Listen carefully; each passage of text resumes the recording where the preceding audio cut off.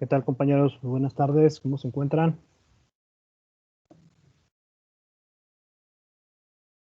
Buenas tardes, compañero. Muy bien.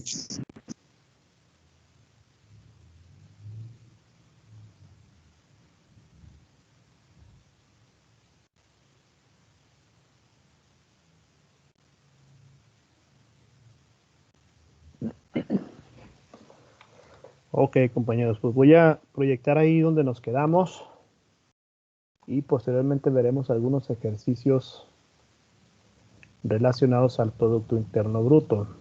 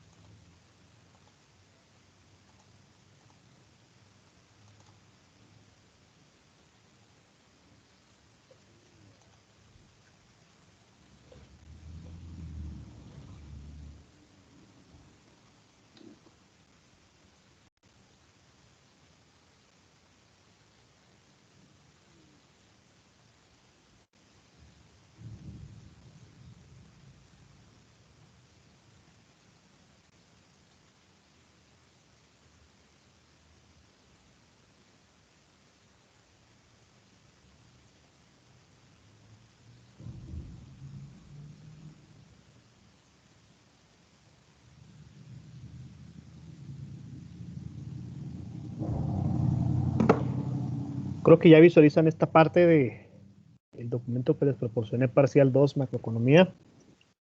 Sí, maestro, 2.6 tasa de crecimiento. Ok, entonces aquí estos puntos, cuando hablamos de tasa de crecimiento, indicadores, ciclos, cuentas nacionales, nos referimos cuando determinamos si hay un crecimiento o si no hay crecimiento económico en un periodo determinado. La fórmula ahí que se utiliza es definir el PIB actual, es decir, del último año o dato final, menos el PIB del año anterior, y eso se divide entre el PIB del año anterior y se multiplica por 100 para expresarlo en términos porcentuales. Esa tasa de crecimiento se utiliza cuando hacemos un comparativo de un año actual, es decir, de hoy, comparado con la información que se obtuvo del año pasado. Entonces ahí esa fórmula la utilizaremos más adelante cuando veamos algún ejercicio relacionado a lo que es el Producto Interno Bruto.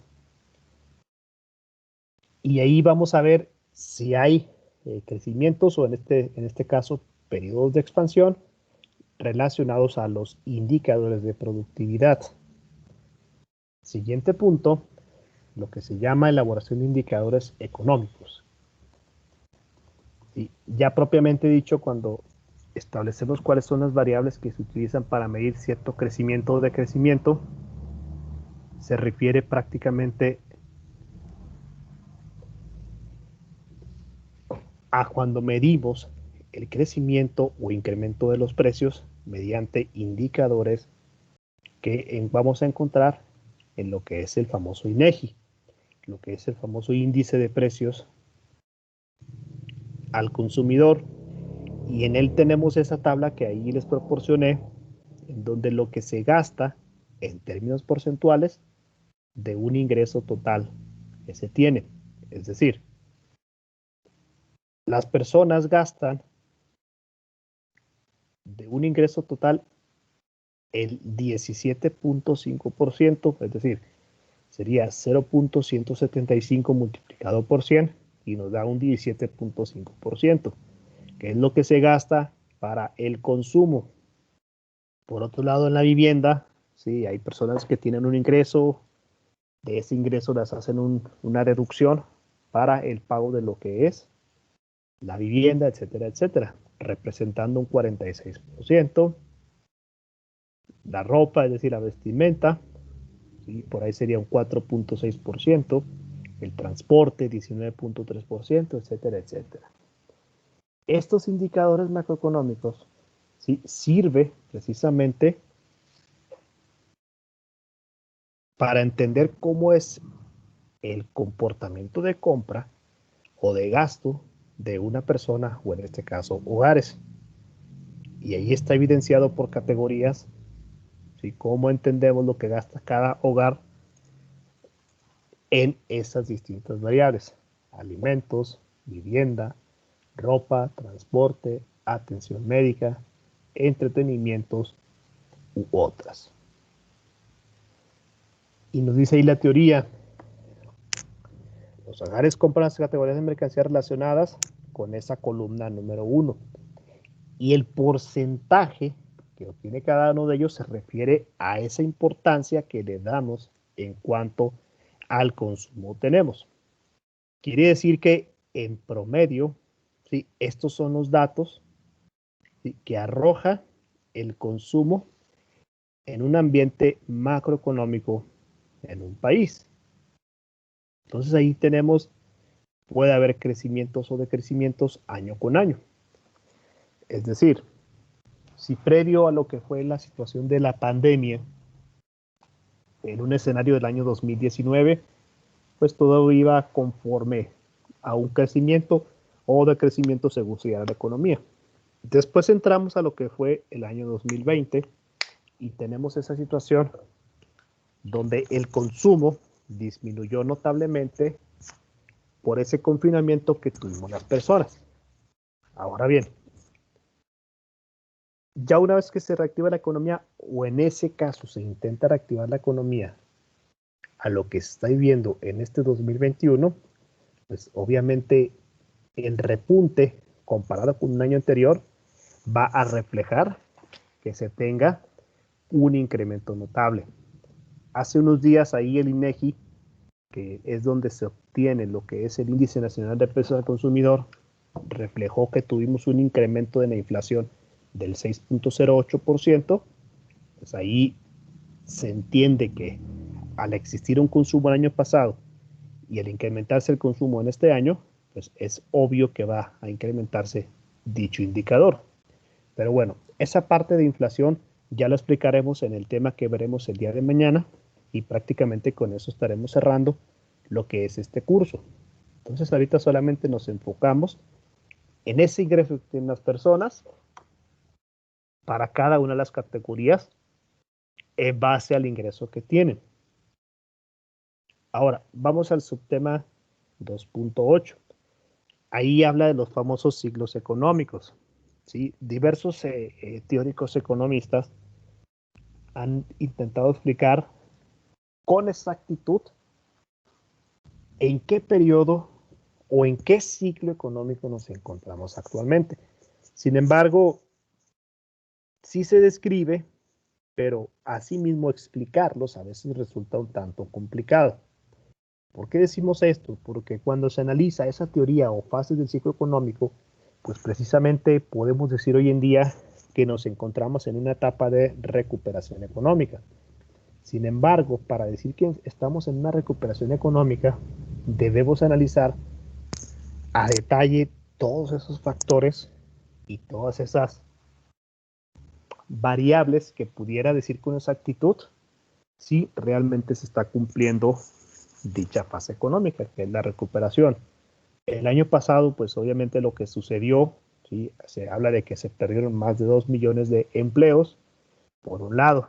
Por otro lado, el paro de actividades económicas importantes a nivel mundial también ocasionó que el indicador de productividad llamado Producto Interno Bruto tuviera un decrecimiento. Y ahí dentro de esa teoría principal del ciclo económico nos dice que establece que el PIB potencial crece a una tasa constante, en tanto que la demanda agregada, es decir, el consumo de cada una de las personas, empresas y gobiernos, lo hace a una tasa fluctuante. Es decir, si el crecimiento va en ascenso, pero dentro en específico de cada periodo a otro periodo, pues también presenta ligeros decrecimientos. Y es por eso como se entiende ahí esa teoría del ciclo económico. Tenemos más adelante también una gráfica que quizá ustedes ya habrán visto ahí, o si tuvieron oportunidad de leerlo, donde nos habla sobre esa principal teoría del ciclo económico. Dentro de esa teoría del ciclo económico, nos dice la explicación a un lado. En una expansión del ciclo económico, el Producto Interno Bruto potencial aumenta y la curva de oferta agregada se desplaza hacia la derecha. Es decir, las condiciones económicas están creando un crecimiento importante, con lo cual se va a desplazar a la derecha. Y luego dice, a mayor incremento de la demanda agregada, es decir, mayor consumo de bienes y servicios, también va a provocar un problema de inflación. Si la curva de demanda agregada se desplaza a la izquierda, te dice que, perdón, a la derecha, es decir, demanda agregada 1, ¿sí? La economía se va a encontrar en un crecimiento de empleo. Por otro lado, si nos dice que esa curva de demanda, es decir, si el consumo disminuye, ¿sí? Se desplazaría hacia la izquierda y por lo tanto también ocasionaría disminución de empleos, pero también va a ocasionar que exista inflación. ¿Por qué decimos inflación? Porque va a haber desabasto de mercancías, evidentemente va a haber paro de actividades y obviamente los bienes y servicios que queden existentes en el mercado, por consiguiente, se van a encarecer. Eso es lo que nos dice la teoría del ciclo económico. Por otro lado, tenemos la teoría keynesiana del ciclo económico. Las fluctuaciones en la inversión impulsadas por fluctuaciones en la confianza empresarial son causas principales de las fluctuaciones de demanda agregada. Es decir, Keynes en su teoría económica decía que para que exista ese consumo y exista esa reactivación económica, debe incrementarse el gasto de gobierno, es decir, una mayor intervención en la economía. Y luego nos dice ahí la teoría monetarista, las fluctuaciones tanto en inversión como en gasto son causa principal de ese crecimiento o decrecimiento de la demanda agregada. Tenemos ahí la nueva teoría del ciclo económico, la expectativa racional de nivel de precios está determinada por el Producto Interno Bruto potencial y una demanda agregada. Entonces aquí tenemos diferentes teorías y diferentes corrientes relacionadas a lo que es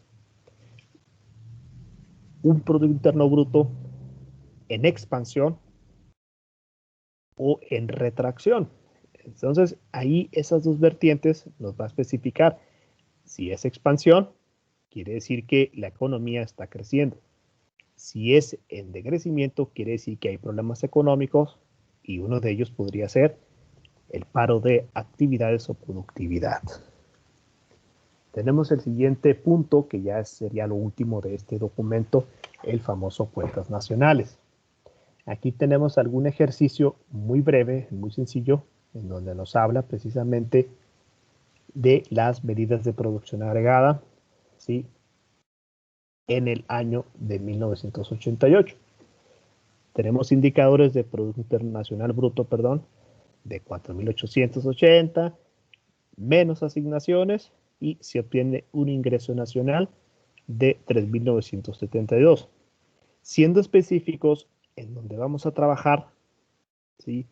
Va a ser precisamente en este ejercicio, que es similar a lo que estaremos viendo como la tabla que ustedes realizaron cuando en los porcentajes,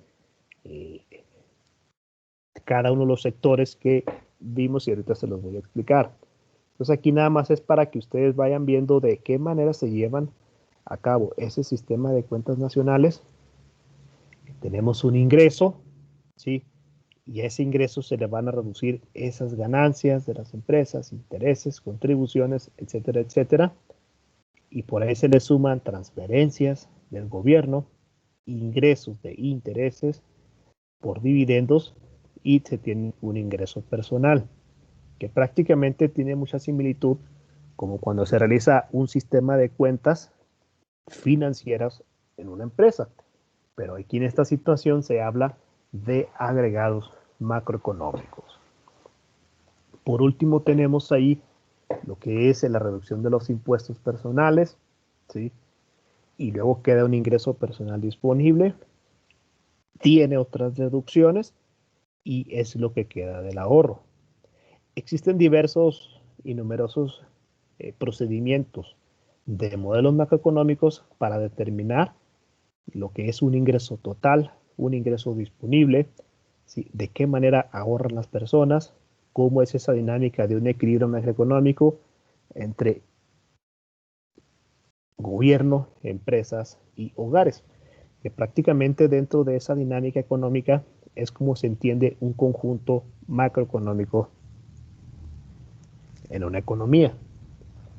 Ahora, ¿alguna duda sobre esta explicación conceptual de lo que es cuentas nacionales, lo que son ciclos económicos, indicadores económicos, que eso ya lo veremos ahí cuando analicemos el concepto de inflación y asimismo tasa de crecimiento? Nada más un comentario, maestro. Sí, a sus Eh, órdenes. no recuerdo si lo leí en el escrito que tengo aquí en la vista, que nos envió, o en la tarea que le envié, que le enviamos. Hablaba de lo complejo que puede llegar a ser el cálculo del PIB debido a que no es solamente un producto. Aquí mencionamos lo que es transporte y alimentos. Si bien es cierto que ahora con la pandemia eh, se afectó varios de estos conceptos, el transporte particularmente sería uno, pero los alimentos sí continuaron, incluso se incrementó un poco. Mencionaban aquí que lo ideal sería, bueno, no que ideal, sería muy fácil que nada más fuera un concepto, porque sí se puede interpretar mal el PIB en cuestión de que puede bajar en un concepto, pero como es el porcentaje en total de todos estos conceptos, a pesar de que pueda estar en una recesión económica, por así decirlo, el PIB en realidad se ve como si estuviera a la alza. Sí, No, no sé si me no, explico. definitivamente no, joven. Ahí sí no coincido. No, como economista le voy a decir que esa apreciación que usted está comentando no es la correcta, ¿sí? Cuando hablamos de Producto Interno Bruto, analizamos, ¿sí?, todas esas variables de consumo con los cuales se evidencia quienes lo realizan, como son las personas, gobierno y empresas, y evidentemente cuando vemos que hay un crecimiento, quiere decir que la situación económica está caminando normalmente, ¿sí? Cuando analizamos un decrecimiento como el que se vivió el año pasado, ahí también vemos ese paro de actividades, cierre de empresas, ¿sí? El cobro de los impuestos por parte del gobierno también se ve seriamente afectado. Las exportaciones e importaciones de bienes y servicios también se ven afectadas, ¿sí? No podemos decir que es confuso este indicador, porque entonces estaríamos hablando de que realmente hablar de economía pues es inexistente. No podemos decir de esa manera esa apreciación, joven. ¿Estamos? Sí, entiendo, maestro. Ok. Entonces, tenemos ahí que ese análisis del sistema de cuentas nacionales nos va a servir precisamente para entender la situación económica en base a información numérica de cómo se encuentra un país. Y ese registro le va a servir a un país para sacar proyecciones a futuro en base a una información obtenida del pasado. Siempre se analiza en un Producto Interno Bruto el consumo, se analiza esa inversión empresarial, se analiza ese funcionamiento del gobierno a través del cobro de impuestos para ofrecer diversos servicios a través de instituciones públicas, y también se va a analizar el registro de lo que son las exportaciones. Aún así tenga un crecimiento o decrecimiento la economía, se analiza este indicador macroeconómico. Sí existen ahí situaciones en las cuales decimos que el Producto Interno Bruto per cápita a veces ofrece información no con exactitud. Sí es válido mencionarlo. ¿Por qué decimos eso? Porque a veces el PIB o Producto Interno Bruto per cápita se supone que es el cálculo entre todo el total de la población de un país, donde decimos que si dice que el Producto Interno Bruto per cápita de México es de 8,000 a 10,000 dólares anuales, pues sería una aberración decir que personas que se encuentran en situación de pobreza extrema tuvieran ese ingreso. Entonces ahí lo más real y lo más consciente es dividir ese Producto Interno Bruto entre la población económicamente activa. Eso es lo que difieren, ¿sí?, diversos economistas a través de este indicador. ¿Estamos bien hasta aquí? Maestro, un compañero puso un comentario aquí en el grupo. A ¿Lo ver, cito? déjeme. Sí, por favor, si lo puedes citar. Dice, todos los datos que se llenan en las tablas se obtienen de los recibos de nómina. Bueno, no lo pone con pregunta, pero lo supongo. Compras donde se registran con tickets o facturas, etcétera. Y existen otros datos que no se pueden registrar con la gente que recibe dinero y gente en la informalidad, por ejemplo, con la gente que recibe remesas de inmigrantes. Los que compran en la informalidad. Es todo lo que pone. A ver, Supongo déjeme que ver. los datos que para llenar las tablas de dónde se obtienen, yo considero que simplemente las empresas, no propiamente los tickets, sino las empresas en las declaraciones que hacen de los egresos, ingresos y sus ventas, es donde se obtiene estos datos, ¿no? Así es, así es. Toda la información la van a presentar ellos en base a lo que están declarando. Inclusive, cuando hablamos del famoso valor de salvamento, que quizá ustedes ya lo habrán visto o lo escucharán ahí dentro de un análisis financiero, ese ingreso tiene que estar fiscalizado. ¿Por qué? Porque como un valor de salvamento es la venta de un activo que ya no es útil para la empresa, pues a final de cuentas representa un ingreso. Y eso también tiene que estar documentado, inclusive ahí en los famosos libros de diario. Si no presentan eso, se puede malinterpretar como si estuvieran evadiendo alguna situación fiscal. Todo tiene que estar registrado, si no van a recaer, como bien lo comentaba, en una situación de economía informal. Maestro, ¿Sí? ahorita que mencionó el compañero lo de los migrantes, no sé cómo es que lo hacen, pero tengo entendido que sí se tiene registro de ellos, ¿no? Lo que son las Debe remesas. tenerse. Sí, sí hay un registro de las remesas también, es correcto. Incluso es uno de los ingresos más fuertes del país, según tengo entendido. Comúnmente dicho, sí, tuvo, de hecho, el año pasado fue lo que más sorprendió a diferentes analistas económicos, la situación del crecimiento de las remesas, es decir, de los connacionales que envían ahí situación de dólares hacia el país. Sin embargo, cuando analizamos esa situación, pues se presta para muchas cosas. Es decir, surge ahí lo que es el famoso lavado de dinero legal. No sé si me estoy explicando. ¿Por qué Supongo. decimos, ¿por qué decimos legal? Porque esa situación, evidentemente, se paga un impuesto por mandar dinero hacia acá al país. Pero evidentemente ahí debe de checarse cuál es el destino final de ese dinero llamado remesa. ¿Por qué? Porque comúnmente también se puede malinterpretar como les estoy comentando.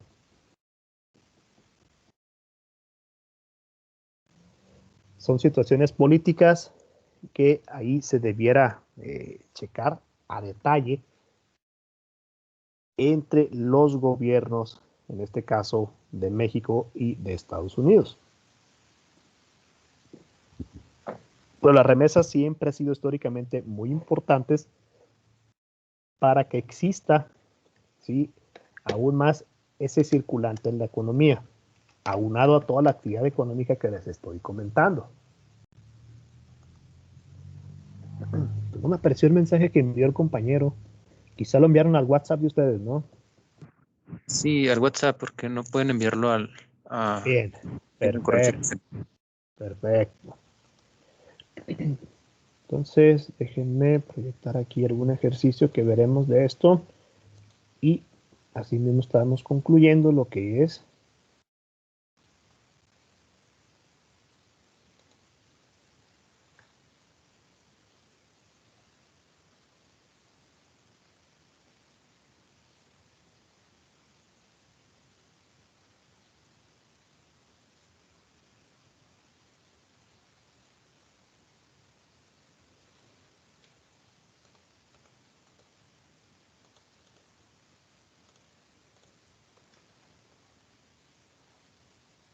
denme unos segundos.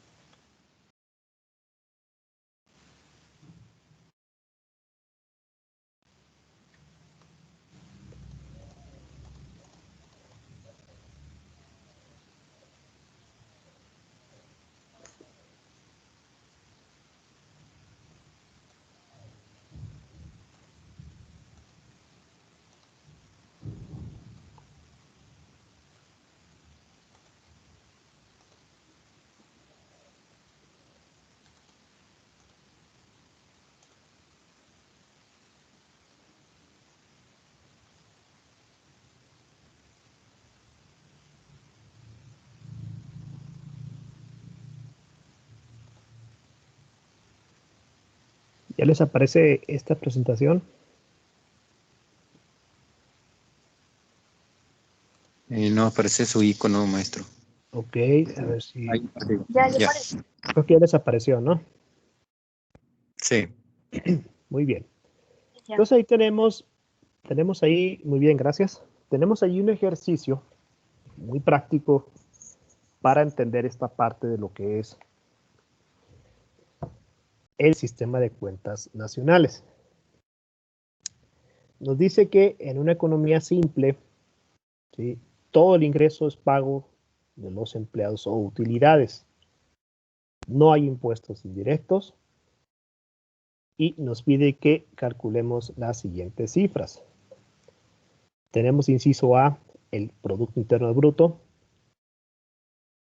Inciso B, Producto Interno Neto. Tenemos ahí una tabla donde se significa el consumo, 5,000 unidades o 5,000 miles de millones de pesos o de dólares. Inversión, 1,000 unidades monetarias. Depreciación, 600 unidades. Exportaciones, 500 unidades monetarias. Importaciones, 700 unidades.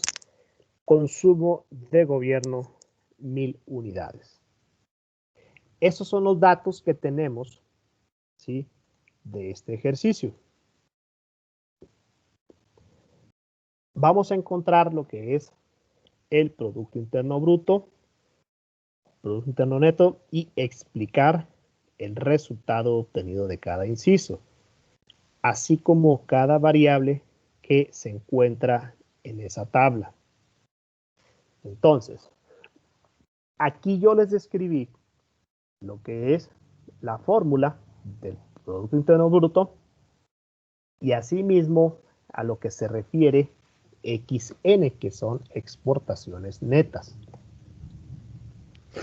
Tenemos pues PIB es igual a consumo, la letra C, inversión, la letra I, el gasto de gobierno, letra G, exportaciones netas es igual a la diferencia de exportaciones menos importaciones. Y aquí les anoté la fórmula.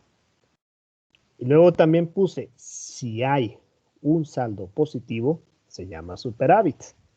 Y si hay un saldo negativo, se le llama déficit.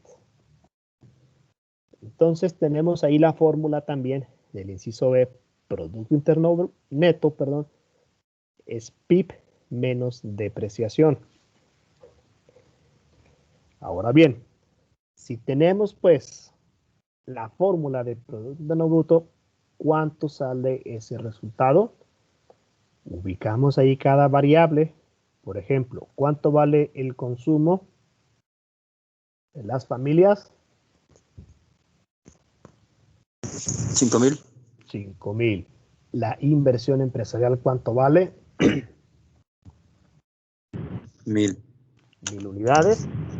El gasto de gobierno, ¿cuánto vale? 1,000. 1,000 unidades. Y luego yo puse aquí, ¿por qué puse menos 200? ¿Qué significa eso, compañeros? Es el déficit ¿Por qué hay de déficit? sobre las importaciones.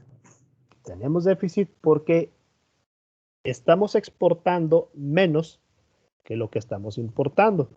Es por eso que tenemos un saldo negativo en la balanza comercial. ¿El resultado cuánto es?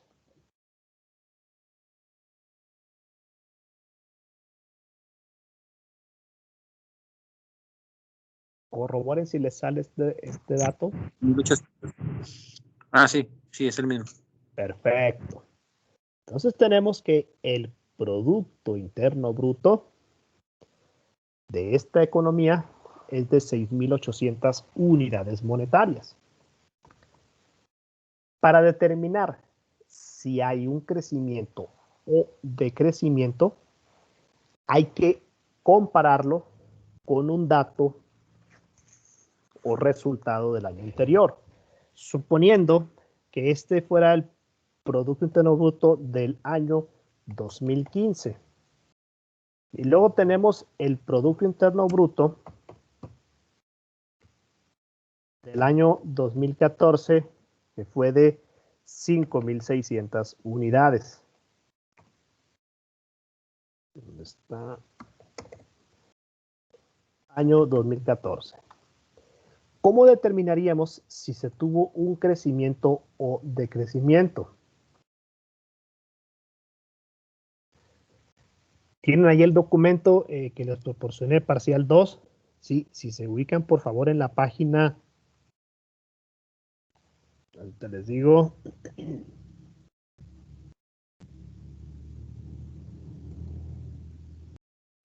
12 del documento parcial 2, macroeconomía. Tenemos ahí la tasa de crecimiento. Sí, dígame. Sí, es que moví las páginas yo, pero sí, es en tasa de crecimiento, no es el PIB real del año en curso, menos el Ajá, PIB real pasado por 100. es Para, correcto.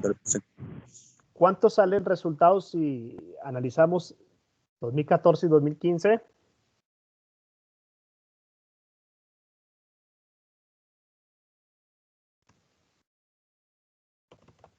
Tasa de crecimiento, ¿de cuánto sería?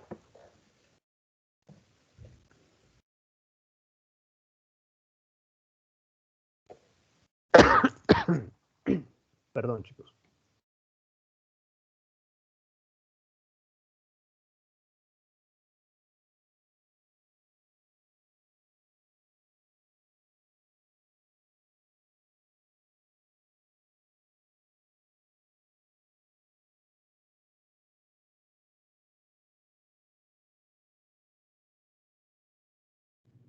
Creo que lo estoy haciendo bien, maestro. Me salen 120,000.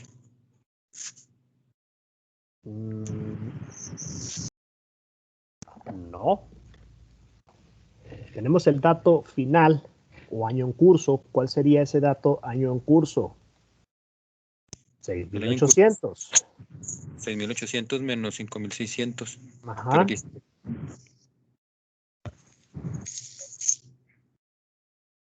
¿Y luego qué más sigue ahí? Por 100. No, chéquese la fórmula, por favor.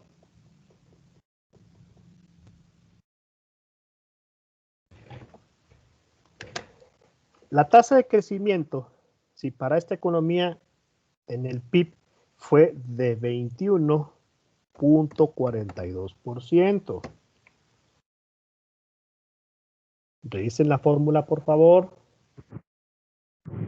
Sí, aquí respondió el compañero Alberto. Sale eso bien. Excelente, excelente. ¿Por qué es esto? Vamos a analizarlo. Lo voy a anotar aquí a mano, ¿sí? Tengo el dato final o el año en curso del PIB, 6,800, ¿sí? Menos el PIB del año pasado, que son 5,600. Me equivoqué, ahí está. Ahora, esa diferencia lo voy a dividir entre el dato del PIB del año anterior, que fue 5,600. Luego, eso que me sale, lo vamos a multiplicar por 100 para expresar ese resultado en términos porcentuales. Y sale 21,42%. Comprueben ahí ese procedimiento, por favor. Sí, ya me salió. Excelente. Sí, le faltaba ahí el dato de dividirlo entre 5,600 y luego ya se multiplicaba por 100. Sí, es correcto. Perfecto. ¿Los demás, alguna duda hasta aquí, compañeros?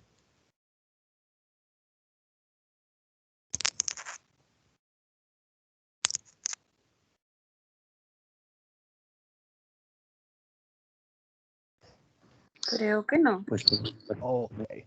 Está muy sencillo, solamente son sumas y restas, no se vayan a preocupar.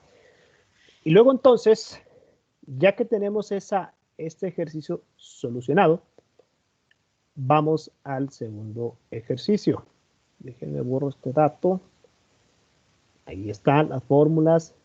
Tenemos todos los puntos. ¿Dónde están?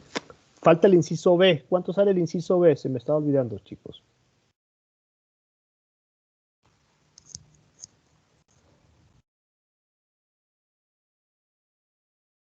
Producto Interno Neto es PIB menos depreciación. Tenemos ahí el PIB de 6,800. ¿Cuánto es la depreciación según la tabla que tenemos ahí?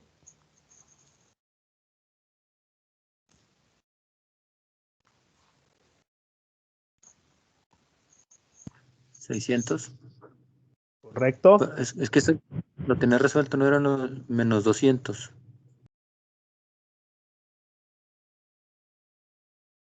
¿Cuánto sale el Producto Interno Neto, chicos?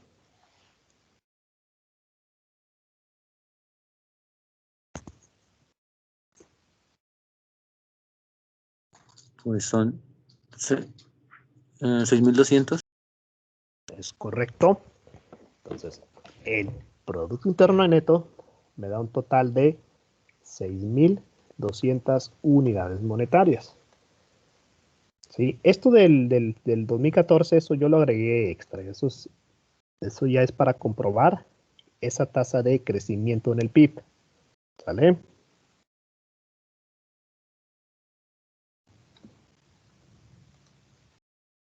Pero sí, la depreciación, perdón, el Producto Interno Neto me da un total de 6,200 unidades. ¿Por qué? Porque tengo el total de 6,800 del PIB y nos dice ahí la tabla, la depreciación es de 600 unidades.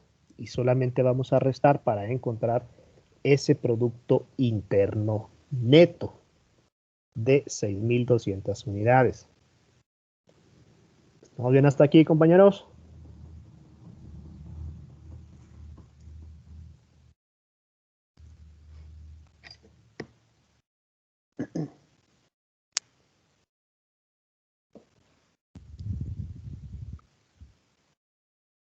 Sí, maestro. Muy bien.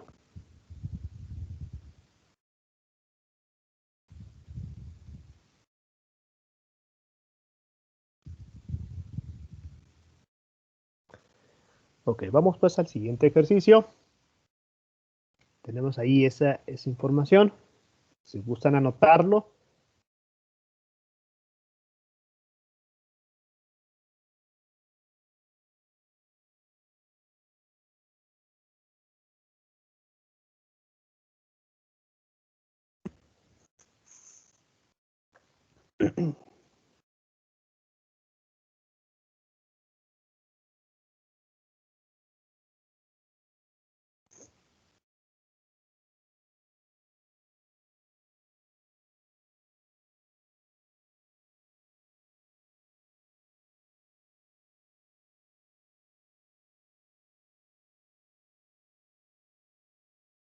Ustedes me indican ya para ir explicando este ejercicio, ¿sale?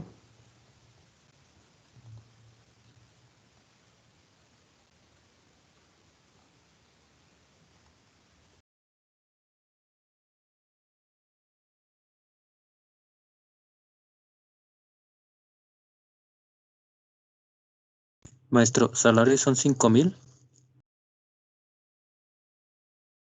A ver, permítame tantito. Sí, así es, 5.000 unidades.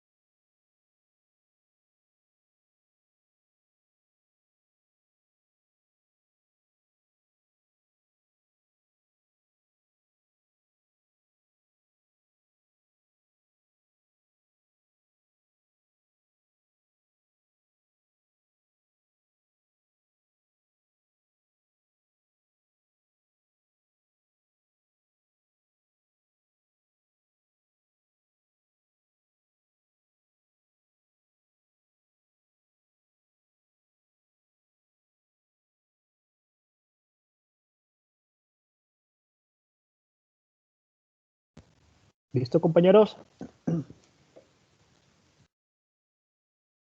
Sí. Ok, entonces tenemos aquí, ¿sí?, otro ejercicio donde vamos a analizar o calcular, mejor dicho, lo que es inversión neta, y luego después la suma de la inversión neta y lo que es el Producto Nacional Bruto.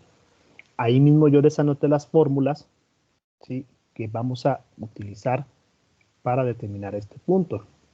Entonces ahí tenemos que los hogares reciben la siguiente remuneración. Tienen de salario 5,000 unidades, ¿sí?, alquiler 50 unidades, ganancias 450, etcétera, etcétera. Lo que se va a realizar aquí en este ejercicio es que el inciso A, ¿sí?, que dice inversión neta, ¿cuánto vale la inversión bruta, compañeros? 400. Es correcto. Entonces tenemos ahí inversión bruta 400. ¿Cuánto es la depreciación? 350. Es 350, es correcto. Entonces, ¿cuánto tenemos de inversión neta? 400. Inversión neta tenemos, ¿cuánto es el total? 750 menos 350, tenemos un total de 400 unidades. Siguiente inciso que nos dice. Inversión neta más gasto de consumo, igual suma de inversión neta.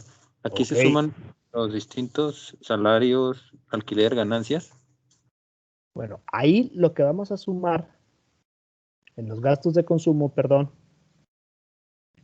lo tenemos al final. Los gastos de consumo son 5,600. Inversión neta, ¿cuánto es mi resultado? 400. 400. Es decir, el total de la suma de inversión neta son de 6,000 unidades. ¿Estamos bien hasta aquí? Sí. Correcto. Bien. Siguiente punto que nos dice. Producto Nacional Bruto. El Producto Nacional Bruto, la fórmula ahí nos indica, es el Producto Interno Bruto más depreciación. Ahí cuando hablamos de Producto Interno Bruto, es el resultado de las 6,000 unidades, que es todo ese registro de cuentas nacionales en esta economía. Tenemos pues que el PIB es de 6,000 unidades y la depreciación de cuánto es 350. 350. Entonces ahí lo vamos sumando y nos da un total de cuánto 6.350. 6,350 de Producto Nacional Bruto. Está muy sencillo, ¿no? ¿Tienen dudas? Pueden preguntar.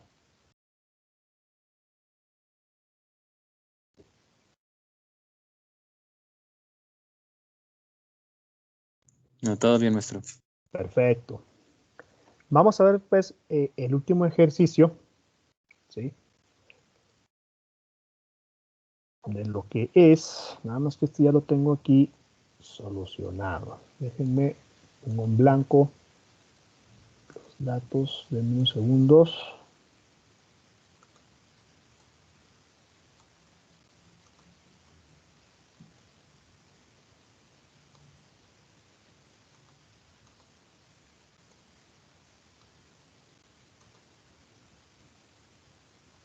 Tenemos ahí, determine el Producto Interno Bruto en Estados Unidos a partir de los siguientes datos. Tenemos gastos de consumo privado, que son bienes duraderos, no duraderos, servicios, etcétera, etcétera. Tengo ahí inversión privada interior bruta, residencial, empresarial, variaciones. Y luego tenemos gastos de consumo e inversión. Y tenemos exportaciones netas. ¿Cuánto sería el Producto Interno Bruto? Entonces ahí anótenlo por favor esos datos para irles explicando de qué manera vamos a solucionar este ejercicio.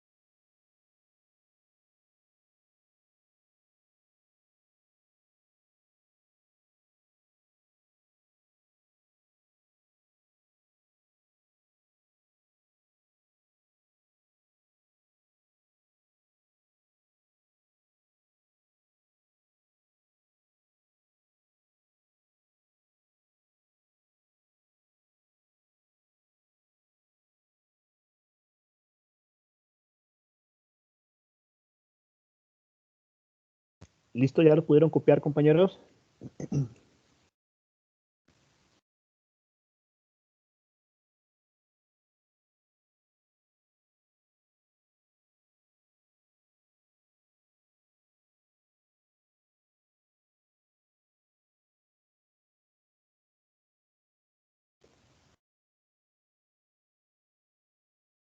Listo, maestro. Ok.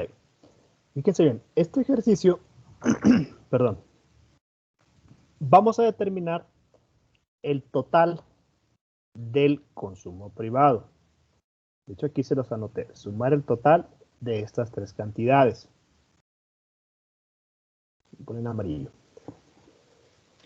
También van a sumar el total de inversión privada interior bruta, sumando estas tres cantidades. Ya una vez que tengamos eso, vamos a hacer el cálculo de lo que es el Producto Interno Bruto de esta economía. Hasta aquí estamos bien la indicación. Sí. Ok. Ya una vez que hagamos ese PIB total, vamos a determinar el porcentaje del PIB de cada sector. ¿Se acuerdan ahí en el documento que les proporcioné? Viene un ejemplo similar en la página número 5, donde calculamos todo el Producto Interno Bruto y luego viene ahí la segunda o siguiente columna en este caso, que es el porcentaje del PIB.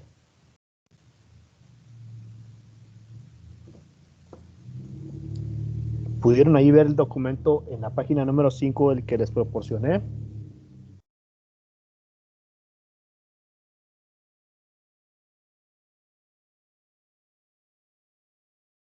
Eso que se resolvió la clase pasada, ¿no, Lee? Así es correcto. Bueno, ese ejercicio lo vamos a hacer en base a este ejemplo que les proporcioné. Sacamos el PIB total y sacamos el porcentaje del PIB para este ejercicio. Eso sería ahí como una práctica. Si lo tienen para mañana, perfecto. Si no lo tienen, no pasa nada. El viernes también lo podemos revisar. ¿Les parece bien? Ok, entonces lo voy a dejar de tarea este último ejercicio. Sí, es correcto, joven. Este sería de tarea.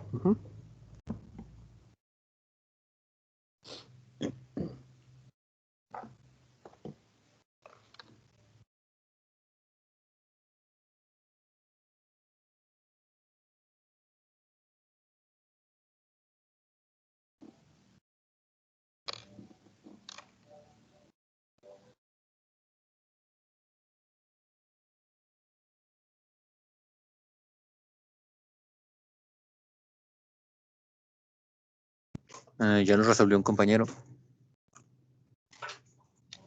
Excelente. Entonces, ¿les parece bien si lo revisamos mañana? Como guste, maestro.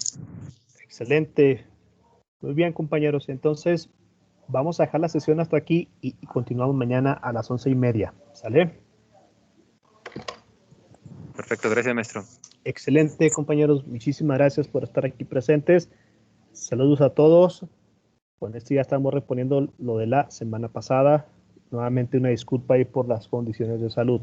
¿Sale, compañeros? Saludos a todos. Nos vemos mañana. Muchas gracias, que esté bien. Gracias, igual. Gracias, que estén bien. Saludos.